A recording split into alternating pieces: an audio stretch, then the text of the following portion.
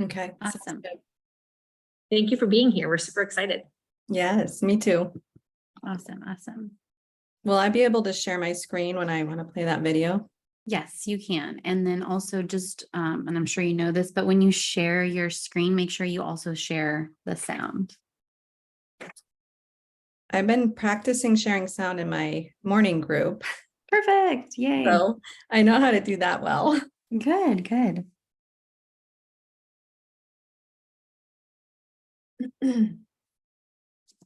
Awesome. Luis, I don't know if you can hear us, but welcome. Thanks for coming today. Angie, good morning. Thanks for coming.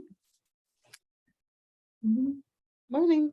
Hey, Pam, good morning. If you can hear me. There she is. Hey, Pam. Good morning, afternoon. Oh, yes. You guys on the East Coast. Mm. Us Arizonans are us Phoenicians. It's still 11 o'clock our time. And warm, you guys. I was just talking to Carrie about this morning. Like, it's fall. It was 75-ish outside this morning, which was really cool. But other than that, it still gets to like, almost 100 during the day. So it's warm. So perfect. So we've got a few people watching live stream, Tricia. So I will monitor the live stream chat. I'll monitor this chat. And before we begin, I really want to introduce Tricia. So I'm actually going to read her bio that she sent me so I don't miss anything, because she's such an important person in my life. Tricia has been my friend for several years. We actually used to work together on the same team, and I feel so humbled and honored to create this space for her to share about meditation and the practices that she does that help her to be so successful in her business. So Tricia is the creator of A Grounded Heart. It's a movement that offers mentoring services virtually worldwide, as well as heart-centered real estate services in Arizona, where we live, and is a 2-time international best-selling author.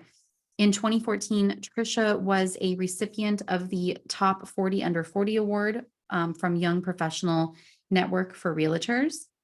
She's committed to her daily spiritual practice. She has transformed her early childhood health traumas, family traumas, and addiction. And she focuses on empowering others to achieve their dreams, get unstuck, break destructive habits and patterns of their lives so that they can experience freedom, self-expression, joy, and abundance. Reminds me a lot of you, Pam.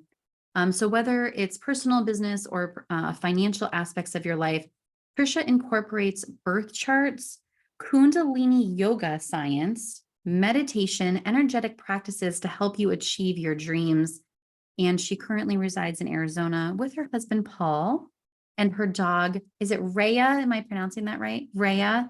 And she is a mom, a wife, a daughter, a sister, an entrepreneur, and a close friend of mine. So welcome, Tricia. We're so excited for you to join us today. Thank you, Haley, and thank you, Carrie, for having me. It's always humbling to listen, because I'm like, oh my gosh, that's a lot. And I'm just really grateful to be here. So just a show of hands, who here has a meditation practice? 3? Awesome. Okay.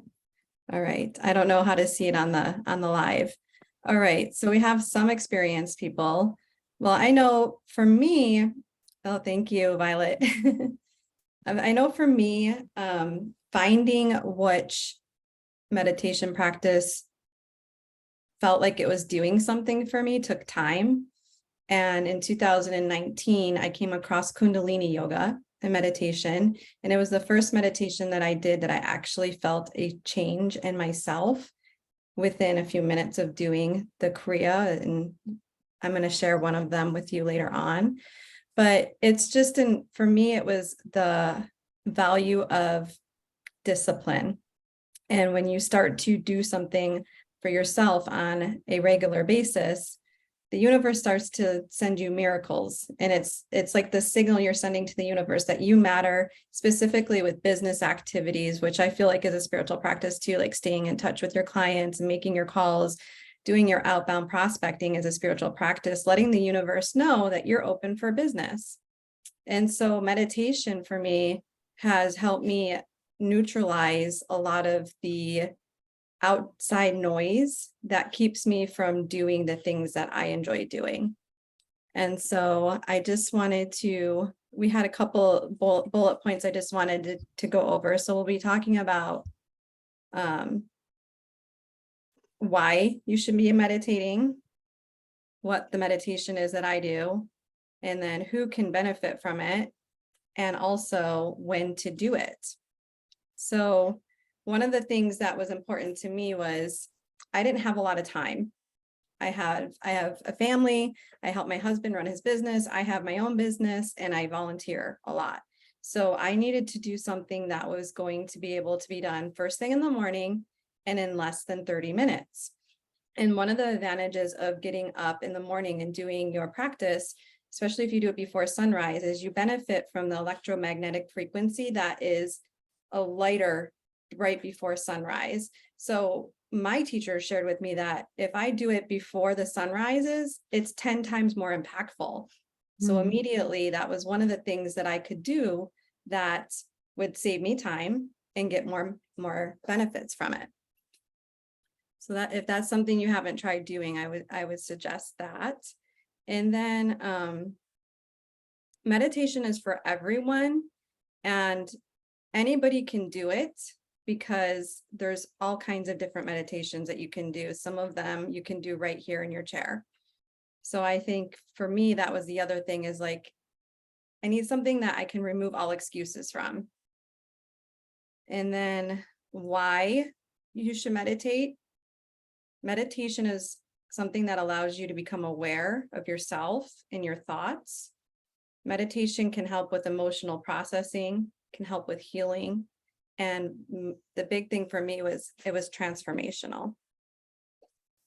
How was it transformational for you, Tricia? And not just how was it transformational, but how long did it take for you to see that transformation happen?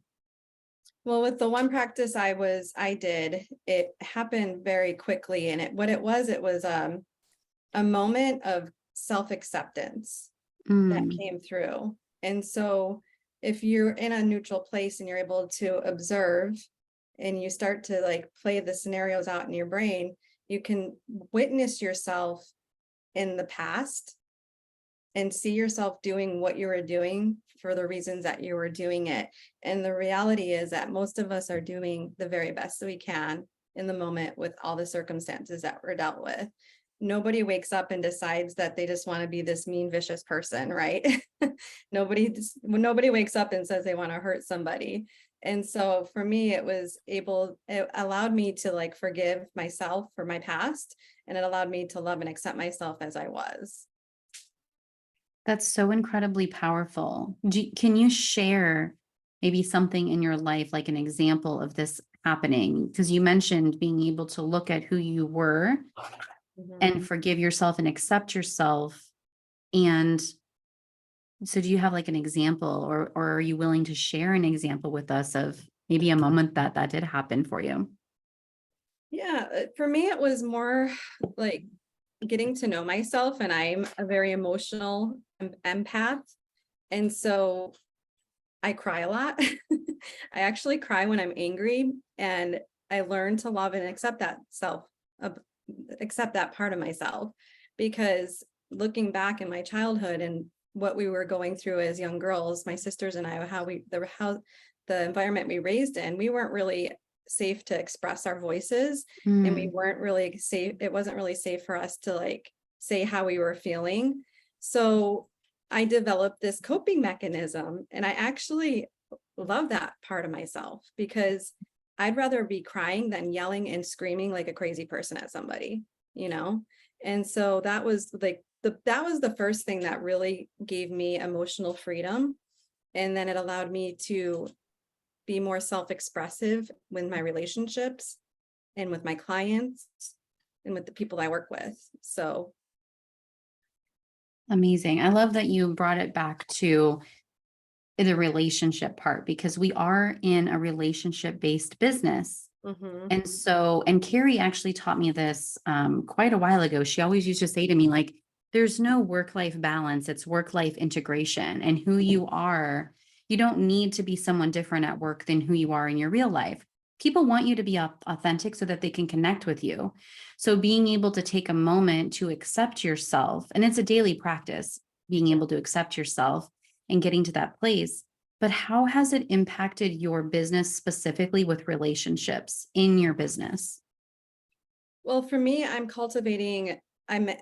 attracting like-minded people, people that like and can relate to me because I'm more vulnerable with them and I'm more self-expressive with them. So they're able to build deeper relationships with me. So they no longer see me as like this hierarchy of yes, you want to be professional and you want to be a professional agent to them, but you also want to build a relationship with them. And that's where the referrals start to come from. So what's happened to me is like my advocates that were not referring me lots of business started referring me a lot more business because they got to see a different piece of me that made me human. Right. And it didn't make me this businesswoman, and so now they're like, well, I want to support her because I know a different side of her and understand her more. Love that. Mhm. Perfect. I feel like I might have cut you off as you were going through your bullet points. So keep going. What else did I have? No, I just had basically who is it for? We'll talk a little bit more about what practice I do and why you should do it. And the biggest thing, we're all in business, we're all entrepreneurs. And so we are always constantly thinking about how can we generate more business. And when you start to work on yourself, we have a saying on our team, your business grows in proportion of your growth as a human being. So if you want to take your business to the next level, you go back to yourself and make yourself a better person, bring more value to the universe, and then you start to get more business for that. Yeah. And Tricia, we've talked about this in the past, you and I, and Haley and I talk about this, actually, probably a lot of people on this call. There's a lot of, it's not business problems usually showing up for us. It's usually personal problems showing up in our business. So if we're bringing emotions in, if we're distracted, if we're upset about something or anxious, if we are coming into our day super reactive instead of proactive and calm and solution-based, if we're if we're unfocused, all of these things, it's the reason we're not getting the things done. It's the reason we're not following our time blocks. It's the reasons, we're not getting the response from the leads that we want. And so this is a really a big deal to be able to really self-reflect, become self-aware. And Violet, did mention that too, and then accept yourself. So I think that that's the big part that sometimes medication can really do for people, is to get them to be realizing like we are doing the best that we can in any given moment. We do have to become aware of our patterns though, and what's holding us back. And then once we can become aware and we can accept it, we have to forgive, or we have to be okay. And then that awareness brings us an opportunity to move past it or through it, so we can do things differently, so we can get a different result in our business or our life. Right? Many of these things are also holding us back in personal relationships. But if we have challenges in personal relationships, does that show up in our business? Of course it does, because we're not also as focused or as motivated to go to work and be on point when we're stressed out about a relationship issue. So these things are so intertwined. And I know that you believe this too, Tricia. So when we can start with something that kind of leaks into all of these areas, that's why it really can work in all of the areas of our life, including our business, right? Absolutely. Yeah. And that was the biggest thing for me, was I was having challenges in my personal relationships because I didn't have any boundaries, and I didn't know what that looked like. So once I started becoming aware of my patterns, I was able to work with professionals that helped me put those boundaries in place. And then I was able to have a better experience in my personal relationships. So I felt more supported in my business as well. Yeah, I love that. Can we dive into boundaries a little bit, Tricia? Because that has Yes. been such I don't know, I feel like it's a hot topic, because I have a lot of people reach out to me like, how do I establish boundaries? What are boundaries? How do I uphold my boundaries? So what have you learned by being able to create these boundaries, and how do you uphold your boundaries? Well, it started with my personal time in the morning. It's not negotiable. And I just expressed to my family that I've been practicing something. It's helping me feel better. And if I'm feeling better, then everything is going to be better around the house. So, it was just, first was communicating that this is important to me and I would like my time respected. And then from there, it was learning. I work with, I work a 12-step program. So I have a sponsor and she helps me, and the sponsor or the program has helped me learn what boundaries were. I learned a lot of boundaries from reading books and taking ideas that seemed like that was something that I would work for me and practicing them. So they're Mhm. evolving, but they're also like things that you can get ideas on boundaries from several different ways is what I'm basically saying. And what works for me may not work for you, but there's my favorite book that had started with boundaries was Codependent No More. And that was a really, really, really powerful book. One of my top 5 that I highly suggest to people if they're trying to make changes in their life, because, it stems back to like the way that we grew up and from what happened to us from the time that we were born until about the age of 13, 14. Mhm. And when you start to recognize those patterns and you start to realize how there's some of them are unhealthy, but then you can recognize the patterns through your meditation practice, and then you can consciously make a change and respond differently.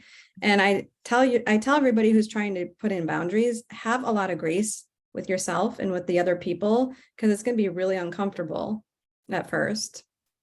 Thank you for sharing that, Haley. Yep. And it is uncomfortable because I think something that I've learned with boundaries is that we think that by creating boundaries that we are actually changing the other person. Mm-mm. Or that we are controlling the other person and it makes us feel guilty, right? And that's not the truth. The truth is that the boundary is our boundary. And that what we're doing is we're changing ourselves, right? And we're holding ourselves accountable to the boundary, not the other people. We're holding ourselves accountable.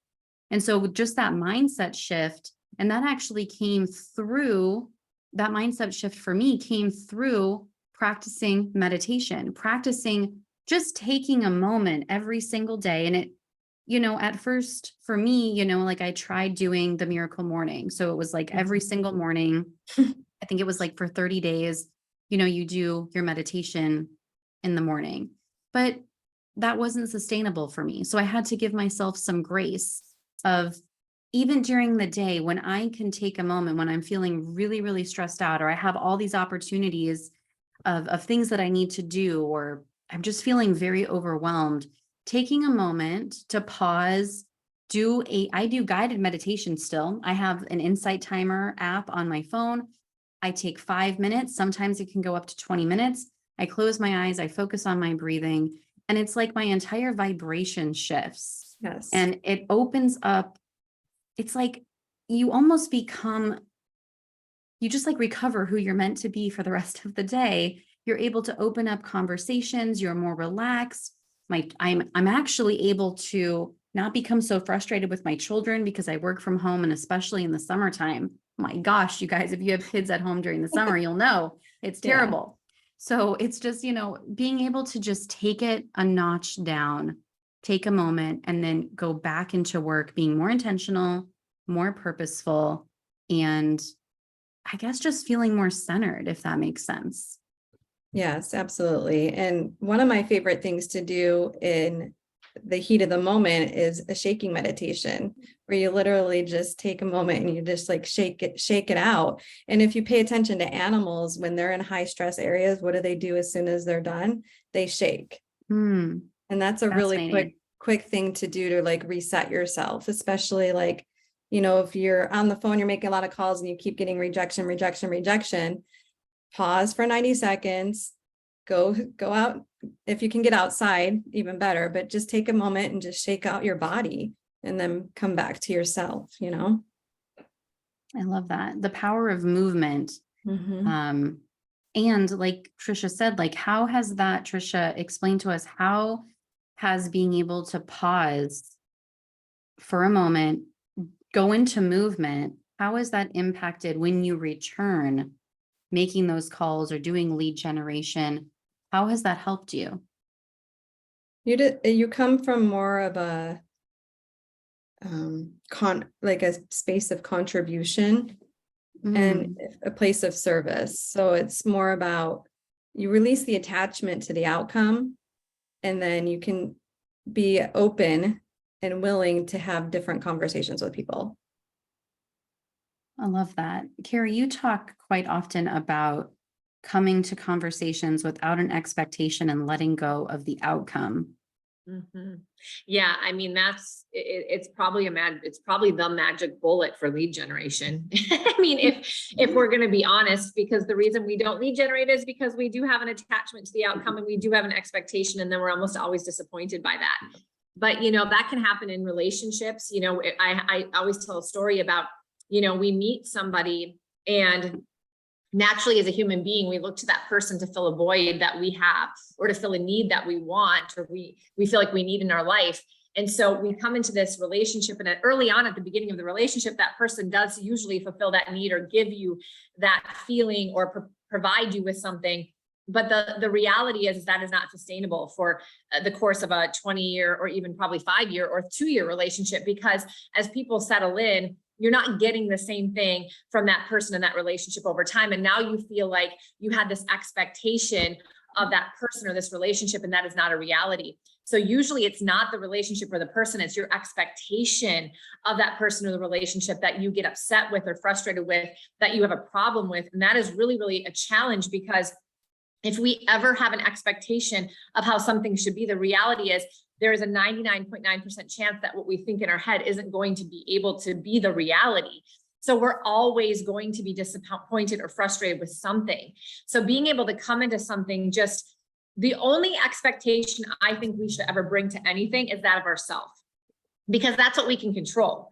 This is how I'm going to be in this relationship. This is how I'm going to be in this lead generation. This is how I'm going to be in my business, or as a parent, or for myself. That's the only thing I should have an expectation of, because it's the absolute only thing I can control. Even in real estate transactions, look how much of our real estate transaction we cannot control. We could live our entire life being mad, frustrated, and disappointed in clients, other agents, the title company, the loan officer, the lender. I mean, it could go on and on and on. And how fun of a life is that if we're constantly in that state? Instead, could we just decide how we show up every day? And as long as we do that, the rest is going to be what it's going to be. And we're going to be okay with that, because we did what we knew we could do. It's a very empowering place, and it becomes much more positive. And then we don't find ourselves suffering, because Tricia, I'm sure you believe in this, and I know what you've written your books about, and I know how you've practiced and how you've gone through your own transformation. The reality is most situations are not what cause us our suffering or pain or frustration or sadness. It's our own thinking around it. We attach the emotion to it, and then we make ourselves feel a way. That's what we do to ourselves. So if we can just remove that from it and just see it for what it is, and then take it in our own power back and just be the best we can be, it's the most happy place and peaceful place I think that we can get to. And man, don't you all think, how many of you think you would get into more action and do more things if you could let go of all of that other stuff and just focus on what you could do and not really care about anything else? I mean, just think about how you'd show up and how differently you'd act every single day. It's amazing. Yeah, absolutely. We say expectations are premeditated resentments. That's so good. I mean, that's perfect. It's exactly right. We're setting ourselves up for this. Yeah. And I know, like, it's uncomfortable. That's an uncomfortable thought process. It's an uncomfortable belief system, because we're taught, oh, you should expect people to behave a certain way, and it's supposed to go this way and this way and this way and this way. And for me, a lot of the unraveling was like grieving a part of me that I thought things were supposed to be a certain way. Mm-hmm. And when you go and you show up, like Carrie was saying, on life's terms, you just have a much better experience. Yeah. I need to stop you on that, because grieving what you thought was supposed to be. Yeah. Okay, so I mean, that is a profound thought process.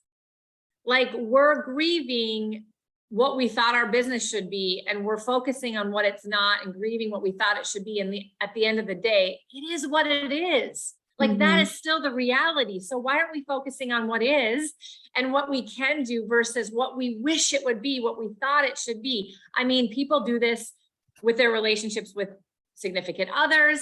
They do this with relationships with children, how they thought being a mom would be. How many of you, there's a lot of all women on this call right now, maybe not watching live, so I'm sorry if those of you are men watching live, I can't see you. How many of you, if you're a parent, are like, this is not what I thought being a mom was going to be like? Like, I mean, if you're honest with yourself, I went through those moments like, what in the world? And I was actually mad for a minute. Like, this sucks. This isn't what I thought. I thought I'd be taking my kids to the park. It was so fun. So cute. And then I've got kids flopping on the ground, people staring at me. And I was like, OMG, this is not what I thought. And I laugh about it, but I mean, there were moments where I like almost felt depressed. Yeah. Joanne, you're laughing. You've been there. You're there. After the past week I've had, I can't even, you're speaking my language.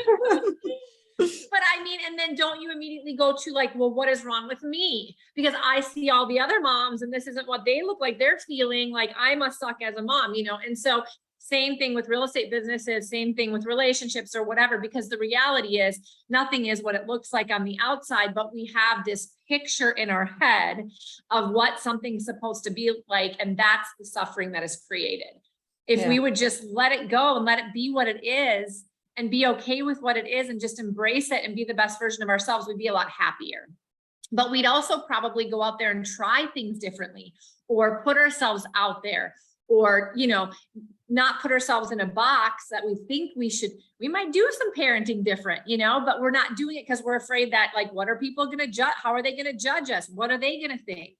And so we don't go make the moves that we should for ourselves, our business, our financials, our families, because we're in our heads too much and we're creating a lot of these challenges. So meditation, bringing it back to what you're sharing, you know, I have my own meditation practice. I bring a little bit of prayer into mine because that's been a real goal of mine, is to just become closer to God, because, you know, I'm a believer in that.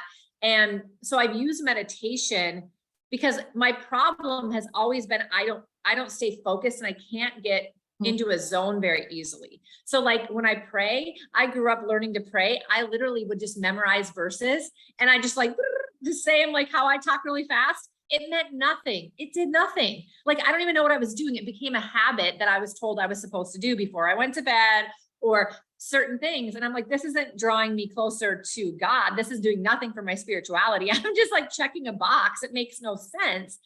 So for me, I started to figure out, how can I calm my mind, get present, get into a state of relaxation. And then if I want to do my prayers or I need to focus on something, I set intentions, I say my gratitude, because it's about the state of my being. It's not as much what I'm saying, Tricia. I guess my state of being, yes, I'm saying that, but I'm feeling it differently because I'm being in a state that is so much more like intentional and focused. And that's the meditation piece that has brought you so much value in your life, because it's a time where you can get into that focus in that zone and really do those things that you need to do to settle yourself and get your mind in the right place to go execute, right? I mean, is that in a nutshell the number one value that meditation has brought to you, do you think? Yes. And the meditation I do has some mantra and movement with it, because I wasn't able to just sit still and do nothing. And so it's, for me, it's more of a devotion, and it is my time, how I'm recognizing the spirit in me and the spirit of love. And so that's why I liked it, is because it wasn't just sitting there and in silence. I still practice silent meditation, but what my daily discipline is my mantras. Okay. Yeah. And let's dive in a little bit, because we've got about 15 minutes left. And I want to talk about, Tricia, what specific meditation you practice, what you are certified in, and what your routine looks like. All right. So I am certified to teach Kundalini yoga, and it's a technology that incorporates mantra, pranayama, which is breath practice, yoga, and mudra.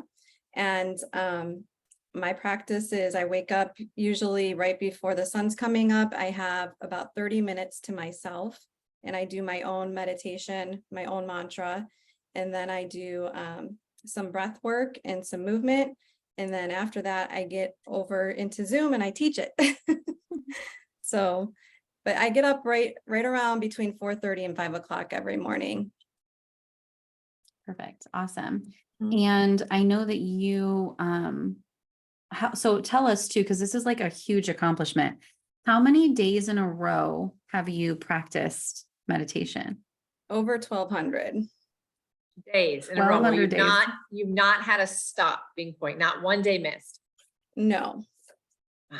not a Can you day. believe that? Okay, you guys, consistency. That's I was Alexa- gonna say, I think I may have meditated anxiety for 1,200 days in a row, but outside of that, like, you've done Another form of something. meditation. it was consistently doing an action. You just have to revert it to a more meaningful.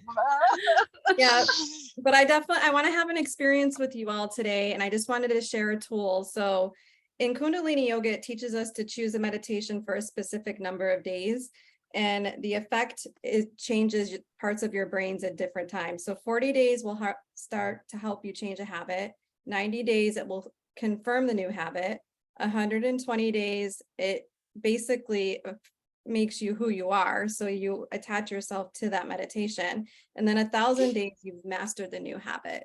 So the goal is to get to 1,000 days, but what I do with my people I'm working with, we try different ones for 40 days until they find the one where they feel like it's really resonating with them. All right. You were talking about your mantras. What are, can you share a little bit of that with us? Because you said that really was what resonated with you, not just meditation and silence. So maybe just share a little bit, because I think a lot of us have done more of the meditation and silence. And I don't know that works for everyone, you know? Yeah. Mantra is a sound current, and it's in Gurmukhi is the language that my mantras are in, and it comes from a Sikh prayer. What I like about Kundalini yoga, it's not religious. It's a spiritual practice that anybody can do. And one of the meditations I do, even Christ and Buddha are on record for doing the meditation. So I like to remove all religion from it. It's your spiritual practice, and you have to find what works for you. But I would love to share the one that I do for prosperity on a daily basis. And we do it for 3 minutes in the morning with my group, if that's okay with you. Do you guys want to have an experience? Sure. Yes.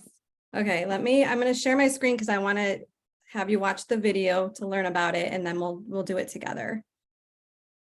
Bear with me here. It's been a while since I've shared my screen. Share computer and then share screen, desktop. Okay. Is it working? Share. There it is. Yep, we see it. Okay. And then one more, new share. Advanced share computer audio. Okay. All right, let me play the video. Oh, it stopped sharing. You're just sharing your sound now. Okay, let me pull up the video and then I'll come back to sharing the screen. Share screen.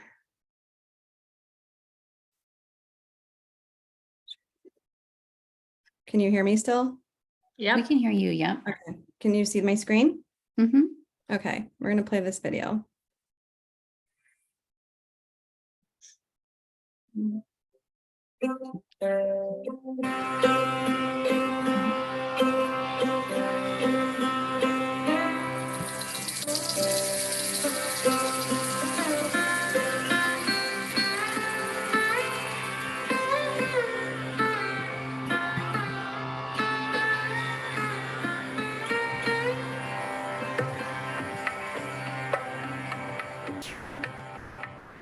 Earlier today, we were talking about prosperity in life. And I said that prosperity was a flow.